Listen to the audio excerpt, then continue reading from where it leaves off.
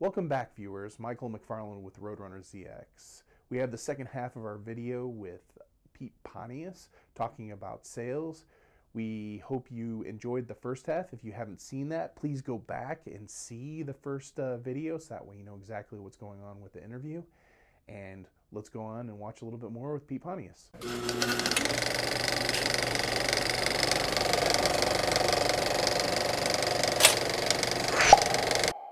Before we get started today, I have a couple things I'd like to ask for your help with. The very first one is if you'd like our Facebook page so that we can get the latest updates. The second thing, because we are a video channel, is if you would like our YouTube page so that way you can see the latest videos as they come out. It's not about the clicks, it's about the local voices that we get to provide, and yours. So if you have any comments or anything you'd like us to know about, please provide those in our comment sections. So once again, thank you for being a part of Roadrunner ZX. One of the things in sales, and once again, as I said, I don't consider myself to be a great salesperson. Dogged, yes. Great salesperson, no. And so I have Pete here, that, as I said, the legend, is like what I would say David and Goliath. Everybody else is standing on the sidelines, and nobody's going to go out and fight the big giant. And Pete's like, okay, I'll go do it. And I would say I'm one of those people that would be standing on the sidelines going, I don't think so, from a sales perspective. So I had to find techniques because, as the line goes in Die Hard 2, you know what? They're flying in the helicopter, and Bruce Willis, the pilot, asks him, well, like, what's wrong here? And Bruce Willis says, I hate to fly. And the pilot in the helicopter says, well, then why are you in a helicopter? He says, because I hate to lose more. And so that's kind of sales for me of, you know what, I hate to lose more, so I'm going to go do it. And so Pete talks about this thing of being able to be solaced by himself, going to do this. That, if you're going to be a salesperson, is not everybody. And if that's what you try to do, you're going to fail. So when I had my success, or have my success, but I'm going to go specifically back to banking. And I had a boss at the time. We started at the beginning of the year. He set out a huge goal for me at the beginning of the year. And so I told him at the end of the year, I said, I'm going to bring my shoes in. They're going to have a hole in the bottom of them. And you're going to buy me a new pair of shoes, is what we're going to do. So the very first thing I went back to is, okay, this is not going to happen just by me, and I'm not going to be able to wake up every single day and get my head kicked in. Because the other thing I want to say about sales that I don't think people understand until you've been in my role. So I've been in the small business realm now for 17 years, okay? At least. And so every single day there is a salesperson that's calling that is trying to steal your money, trying to take what they can, and they're a fraud. And then the other portion of you're trying to do your job, and you have 100 different emails that come in, and then also the calls, and you just get to the place of you see another salesperson and you want to kill them, okay? Yeah. So it has nothing about the next person, and then you're the nice little, we'll say, Disney character that walks in and is like, hey, I'd like to sell you. And you're like, yeah, I'm going to kill you right now. So understand from their perspective, they have a lot of people that are calling, and they have a lot of people that are just trying to take their money and not provide a product. You may have a product that's going to change their lives, but you're going to have to prove that to them. So if they're grumpy, that doesn't mean that they have anything against you. It's that they have no rapport with you, and you have to build that in order to sell them. You have to earn it. So, yeah.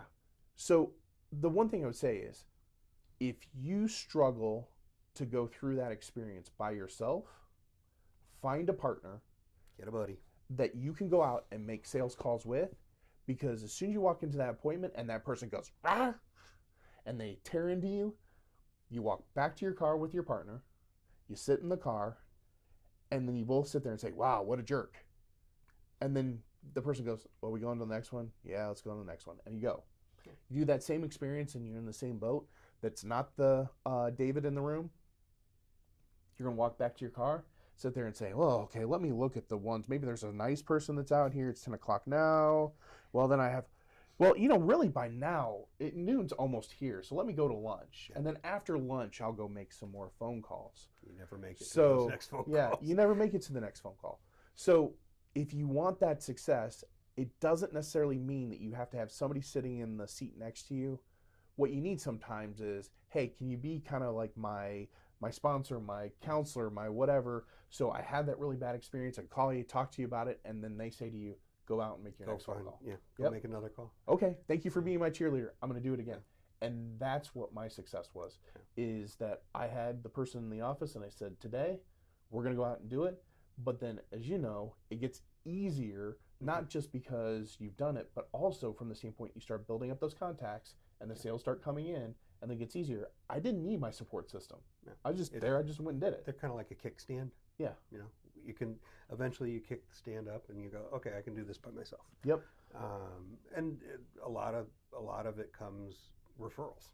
Mm-hmm. That's the other thing. Once you start to build a base of clientele, they refer other people to you. Hey, Michael helped me out with this. Maybe he can help you out with your problem. I know you need a loan. Maybe you should talk to Michael. Over the years, I had a lot of referral business that had come from certain industries I focused on with merchant services, because I had a lot of the high-end salons in town. I did a lot with medical offices and dental offices in town, and they would, those are kind of close-knit networks. So sometimes in sales, that's another thing. Focus on an area that you like. When you're going after a particular type of client, if your significant other is always in hair salons or day spas, work on that. What, you didn't start in Yugos? No, did not start in Yugos. Mercedes and Volvo. That was the weird thing, is the one thing I remember I very quickly had to learn from selling Mercedes and Volvos was I had to learn women's shoe colors really quick, because sometimes women would come in and say, I want a car that's this color. Okay, let me figure that out and translate that into the color chips from Mercedes and Volvo and so forth. So, but yeah, I mean, sales can be a lot of fun if you treat it like, it is a job, but at some point it becomes a lot of fun. You learn your product. You're seen as the expert. People come to you. People know you. People refer you. You'll get these random phone calls. Hey, Peter, my name's blah, blah, blah. Michael gave me your name. He said you could help me out. That's the best thing in the world. You don't get paid for that until you make the sale, but it feels really good to get a phone call like that from somebody you don't know. When is the right time to ask for that close? When is it? Always be selling. Always be selling. I mean, and there's no right time, wrong time. You can always trial sell them and kind of line out, here's the way I think we should approach this. It depends upon the product. It depends upon the timelines for the product. Some products you have sitting there on the sales floor, or some products you got to order. And so that kind of determines how your process should go. If it's something you got to order, hey, Michael, I know you want that new door for your house, but that's a special order. We're going to need to place the order. It's going to take 8 to 12 weeks to get that door, but I need you to put down 50% up front. You think you could do that, Michael? I could. All right, let's get the sale written up. So it just depends. Okay. So I think we've done a great overview of the whole sales process here. Okay. No, we didn't. We didn't? Follow up. Always be following up with your customers. Well, that is true. Yeah. Well, and it's not just follow up to get the sale. It's follow up after the sale. How did it go with the product? Right. Oh, hey, falling out a little bit longer. Hey, just checking in, see how things are going. Well, we're not going to be making a purchase for a while here. Well, that's great. I'm just here trying to see how you're doing. Yeah. And sometimes this is when salespeople fail to listen. Salespeople like to do a lot of talking, but sometimes they got to learn to listen to what their customers say, because sometimes they'll drop little pieces of information that unless you make a note of it, you won't remember. Hey, my daughter's going to be graduating from college next spring. We're thinking about getting her a car. And they might say that just trivially, But if you as a salesperson pick up on that, you're like, okay, maybe I should probably follow up with them in March. Check back with them, see if their their daughter's still graduating from college. What kind of car are you thinking about? But following up after the sale is something that salespeople need to do. That is something that very few salespeople do, and they don't understand how many more sales they could gain by simply following up the customer, seeing how their new product is. Do they like it? Is there any problems? Do you have any questions? Can I help you out with getting it set up online or something like that if it needs a portal or something? But learning about that customer, then you know when to follow up with them again. Who else is in the household that might need a car? I keep using cars, but that's the easiest one. Mm-hmm. Well, I think there's also the other death spiral that salespeople go into. So there's a difference between following up and, hey, it's helping, and you've kind of valued your time in there, versus the, oh, grandma doesn't have anything else going on in her life, no canasta or anything, and every day at 8 o'clock they show up at the front door and they're walking in. Well, I don't know how to use this on my car, to the salesperson, and then their entire morning is gone 5 days a week. Right. And that person just never says no, never says no. Sometimes you have to say no, or sometimes you have to simply just schedule it, and let them know. I mean, you even have that sometimes with your family members that perceive you as the expert, and they call you and like, have you gone online to Google and just done a search for how to do this? Oh, I hadn't thought of that. Mm-hmm. There's a lot of information out there now online, but sometimes you got to take care of those customers and help them out. And you never know. Again, that's another form of following up, making sure they know how to use their product. But you never know who that grandmother might bring with them that needs to buy a car. Mm-hmm. Here's my car, man. Let me know when you might be interested in getting one just as nice as this one. Mm-hmm. So we're going to jump on to the next segment, which is this. And I think it is one of the biggest mistakes that most of these videos do. Because, and we're not trying to sell a book or anything here. I don't even know that their books have it in there. But you're my expert, okay? Mm-hmm. What's the call to action to the person that's watching this video today of what would you expect of them? Hey, you're their boss, and you're saying to them, hey, I need some actionable steps. Right. What are they going to do this next 30 days? What would you expect somebody if they're getting started? Depending upon what type of sales they are, there's always past customers that they can work through. There's, particularly in automotive sales, there's a customer database that they can look through and create their own list of people that, hey, they bought a car 3-4 years ago. They've never been back to the dealership. That's a good one to call on, especially if they own a car that's desirable now, that they could potentially trade in. And then you already know, if you have a good database of people that are looking for that car, you should already know who you're going to sell that car to. The other, even with merchant services, look through who are some of the past customers that you're running into. Talk to them. See if they know anybody else that might need the same type of setup they have. But there's always a base of customers that are existing within the customer or in the company that they might be orphans. Their salesperson's no longer around. And they might appreciate a phone call and say, hey, my name's Peter. I know your salesperson you bought your car from is no longer with the dealership, but if you ever need anything, here's my contact information. So starting to do that and reaching out to those orphaned customer base. Following up, checking on the Chamber of Commerce events, see when there's the next business after hours or ribbon cutting that you can make an appearance at. Might take a half an hour out of your day, but if you can pass out 10, 15 business cards at the event, 15 more people that might have your card and be in the market for a vehicle in the near future. Same thing with merchant services. But there's a lot of ways to kind of build your week so that you're always doing something. If you're just sitting there waiting at your desk or watching the sales floor with nothing to do, it's not very productive time. It's very boring. You tend to lose a lot of potential time in your day just watching the lot. So make yourself busy. Ask, go back and talk to the technicians. If you've got spare time, learn some of the things they're doing on a regular basis. What are they seeing on the cars that are problems? Same thing on merchant services or technical sales. Talk to the people that fix things on the back end. What are the problems? What kind of things should I be asking?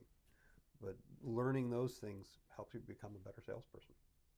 So I'm going to sum up a couple things here, maybe add in from my own perspective. Of the very first thing is know your product, don't get lost in your product. Okay, so Stay in your go lane. out there. Very first thing as a salesperson, if you don't believe in the product you are selling, you need to go find another product. job, another product, whatever. But you are in the wrong place. Okay, You can't effectively sell a product you don't believe in. yeah. So, and for me, I mean, as I've talked in many other videos, I just have a voracious appetite for learning. Mm-hmm. So I go into stuff, it's like, oh, I want to learn this, want to learn this. And I have people like, no, you don't want to know this. Yeah, I do. And so that's usually why I'm successful in sales, is because I know more than anybody else that's out there. So I can fix problems for people. Well, you identify problems before they become a problem. Correct. And so then I hit with number two that I would say I hear in what you're saying is kind of goes back into it's not what you know, it's who you know. That's out there is some of the best salespeople I have met in my life that have been very one-dimensional, I would say. Flat. They walk out into a Chamber of Commerce event, they have business cards, and their name is Bill Smith, and they walk up and they're like, I sell coffins. How you doing? Here's my business card. How's everything going in your life? Right? I'm good, Bill. And then they walk up to the next person. Hey, I'm Bill Smith. I sell coffins. And then they walk to like 100 people, hand out the cards, and walk out. And everybody in the room's like, man, he is so dry. And all he ever talks about are his coffins. Mm-hmm. But you know what? When somebody dies in their family, they think of Bill because Smith. Bill told them what the product he sold. Mm-hmm. And that's so many times with salespeople. They're so either busy trying to sell themselves, they're afraid to sell their product, whatever it is, that they don't walk into the thing and just say, you know what? I'm at least tell everybody what I do. I sell coffins. Yep. And so make sure you have your product defined, you know what your product is. But number two is you got to go out and see people, and you have to be able to go, here's who I am. And then later on, if you build relationships, you guys can go on vacation with each other, great. But at the beginning, what you care about is I need the sale. Some of the best salespeople I've known in the past were in public very extroverted. They expend all their energy during their workday talking to people, learning about people, talking about their product. And then after hours, they become very introverted, and they would just, all they want to do is be at home. So extroverted people are generally very good salespeople, but sometimes even the most closeted introverts can become very good salespeople as well, especially if they know your product. I'm the person that's like, hey, in the sales place, I can be on, you turn my light switch on, and then when I get home, done. I need my recovery time that's in the process. Yeah. Being a good salesperson expends surprisingly a huge amount of energy during the day, just maintaining that level of activity and, being all-knowing of your surroundings and so forth, and being observant about what's going on and seeing what's going on and so forth. Well, but let's be clear on this, because I think everybody wants kind of the magic bullet. What's going to, in 30 days, I'm going to go from bloated to now I'm lean and mean. Mm-hmm. And that's not anything in life. If you're going to be successful, you could be a successful librarian that's like doing books and everything. You're going to expend a lot of energy to try and be successful on there. So if you think at all that there's some magic bullet that's just going to make you a great salesperson and you don't have to work for it, you're fooling yourself. Nobody's come up with that yet. Mm-hmm. And a lot of people do all these sales seminars and everything and so forth. And I've been to a few of them over the years. A lot of the manufacturers, when I was selling cars, had them. But it comes down to just being yourself, knowing your product, doing your follow-up, and getting yourself out there. Those are the key things to being a good salesperson. Because if you spend all your time, just on one part of that, you're never going to be successful. You have to work all the parts to be a successful salesperson. You can't, if you spend all your time learning about your product, you don't have enough time left to get out there and meet people. You don't have enough time to put your face in front of, cold calling and meeting new people. It's very much 4 or 5 different things that you have to do. Mm-hmm. There's not one thing that you can do. Mm-hmm. It's all 5. I'd like to thank our sponsor today, Roadrunner Real Estate. They are a full-service real estate company that helps people buy, sell, and lease their properties. So if you're out in the market looking for any type of real estate, they have decades of experience and they can help you with any of your real estate needs. So thank you for watching, and please help our sponsor. We now have built them up. We've given them kind of the strategy of what to go do. So what is it now, the advice that you give to say, okay, let's avoid failure? So they're starting out, high level of failure is going to happen. The place where success happens over and over again is after you've gone to the gym, you put forth all the work, 12 months out, and then boom, you're going to go run the marathon. Not, it's January 1, tomorrow I'm going to go run the marathon, and you've done absolutely no work. So how do we help them to say, hey, it's going to be okay? Yeah. I mean, not everybody, depending upon what kind of company you're working for, they're going to have resources to become a good salesperson as well. They've obviously, the company probably has a training program of some type, I would hope. Trainers, they have senior people that can maybe go do cold calling. Cold calling seems to be the one thing that people always hated to do, and I enjoyed doing it. So I was usually, particularly in merchant services, I was usually the person that all the new branch managers at the bank got. Oh, you're with Pete this week. Go learn cold calling with Pete. So you gotta reach out for your resources. Know who can help you out initially, because you're going to have that kickstand. You're going to have that person that can help you out and get you through a couple things, and also allow you to fail. Because if you don't learn how you're going to fail, you're not going to recover from it. Well, you need those scars. Yeah. Those scars help you, to build a little bit of toughness to be able to move forward. Sales, you got to have a thick skin. You're going to hear the word no a lot, and you're going to have to learn how to pivot from the no, and you're going to have to take 3 or 4 no's before you go, okay, we're done. Because sometimes people will just say no right out of the box when they really want to say yes, or they're going to say yes. It's just a matter of phrasing your question or modifying your technique to get that yes from them. People that say yes right away, that's usually not a no. Mm-hmm. Or it's not when they say yes right away, that's an easy sale. Yeah.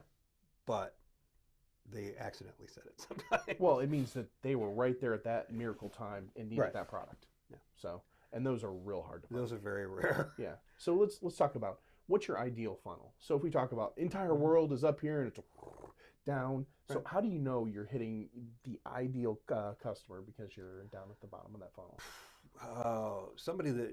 The ideal customer, usually, a lot of times those are referrals and coming from an existing client, and they've referred you. That takes a lot of steps out because they've already given them, they've blessed you. I've worked with Michael before. He was really successful. He'll help you out. And that just removed a whole lot of barriers for you, Michael, as a salesperson, because that person came to you from one of your previous customers. They know that you did good for them. You'll do good for them, you yourself, as the seller.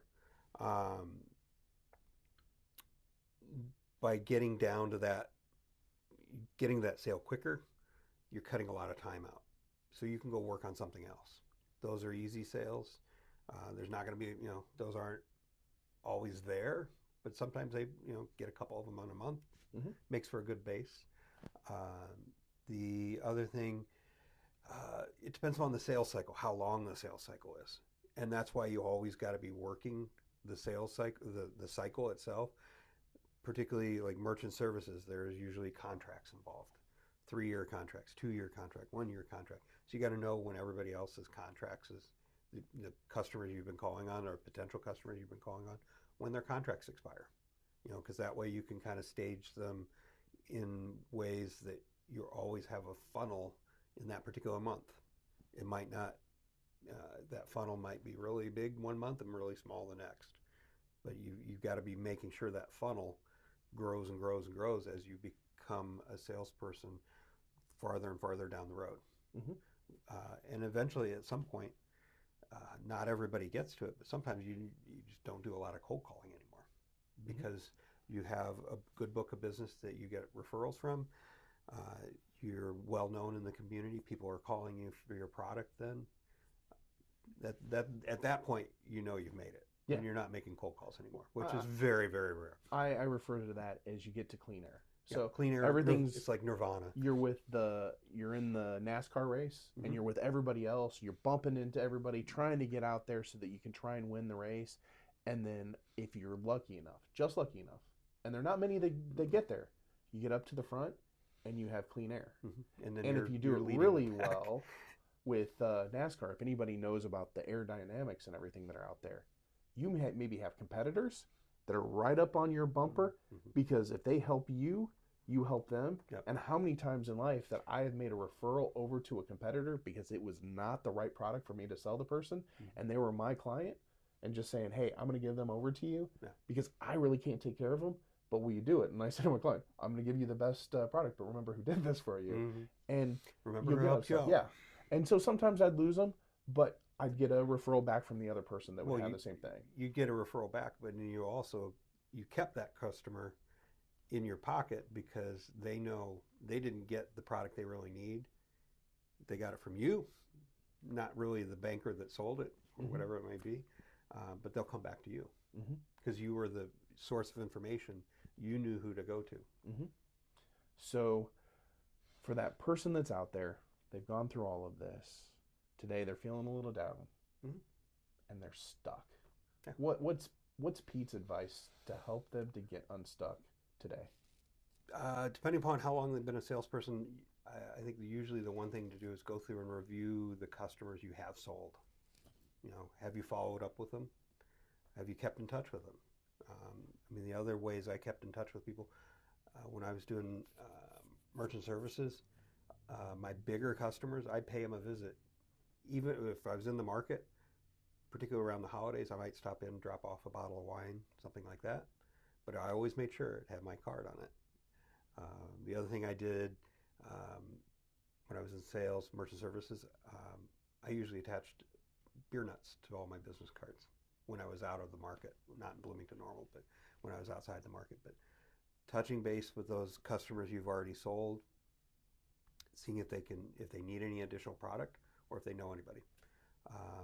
Learning about a new product that might be coming into the marketplace, so that way maybe that new product that you haven't really studied yet, maybe that product will help some people you've already talked to, and that gives you a reason to go back and talk to them next week. Say, hey, we got this new product coming in. I think it'll fit your needs. Can we meet again?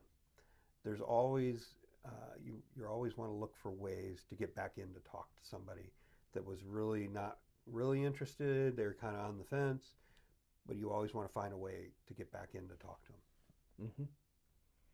So as we hit the success stage, we discussed this a little bit, and we use either merchant services or car sales. At what point did you know you just had it?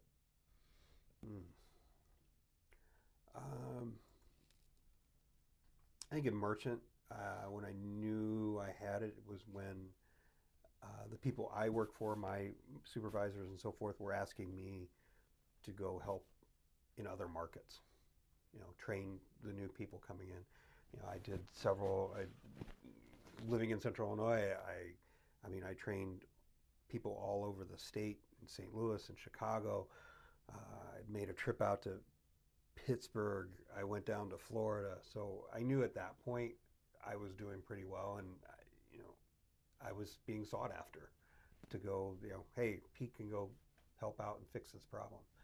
So when you become the fixer, you're at a good point. Okay. So believe it or not, we are done with the main portion of the interview here. but we're not done. The main portion. Oh, Yes. is this the question and answer session? This is the rapid fire Okay. Pete Pontius question session. Okay. You have 5 seconds. Avani's. Mhm. Cold or hot sandwiches, which are best? I'm going to go with cold. Cold, okay. You have a massive deal. Mhm. Great client, and you say, I'm going to go close this with them at what restaurant? That's a local restaurant in Bloomington Normal. Medici. Medici, okay. Which would be the worst to drive in Bloomington Normal? Veterans Parkway at 5 p.m. Mhm. or Move-In Week at ISU? Move-in week at ISU. Can't get through the center of uptown Normal at all. Okay. So, if there was one defunct business in Bloomington Normal that Pete Pontius could say, it's back! Resurrect. Yes. What would that be? Hobbyland would be one. We don't Okay. have a good hobby store in town. So, he said Hobbyland. So, now here's the next fun one. We take today, we go out to Lamar. Okay? We put your big mug sitting on the billboard. Right. Okay? It's sitting on 55. People are driving past. What are they And shooting what would the paintballs at? caption say? What would the caption? In a lurch, call Pete. I don't know. Yeah, for help, call Peter. Okay. Yeah. So, Pete, I'd like to say thank you for coming in today. I think it's been a highly informative conversation. As we have at the end of most of our segments and everything, this is your camera over here. Is there anything you have going on in your life that you would like people to know about? Oh, wow. Hey, biggest thing going on right now is TEDx Normal. We've got our upcoming show in April 11th, 2026, Heartland Community College in the Astroth Theater. Tickets are available now at www.tedxnormal.net. Okay. Well, thank you for coming in.